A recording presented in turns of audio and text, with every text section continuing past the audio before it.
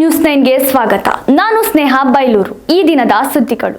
ಕಾರ್ಕಳದ ಹಿರ್ಗಾನ್ ಲಕ್ಷ್ಮೀಪುರದಲ್ಲಿರುವ ಶ್ರೀ ಆದಿಶಕ್ತಿ ಮಹಾಲಕ್ಷ್ಮಿ ದೇವಸ್ಥಾನದಲ್ಲಿ ನಿವೃತ್ತ IAS ಅಧಿಕಾರಿ ಬಿ ಸದಾಶಿವಪ್ರಭು ಎಳ್ಳಾರೆ ಅವರ ಅಭಿನಂದನಾ ಸಮಾರಂಭವು ಶ್ರದ್ಧಾಪೂರ್ವಕವಾಗಿ ನಡೆಯಿತು.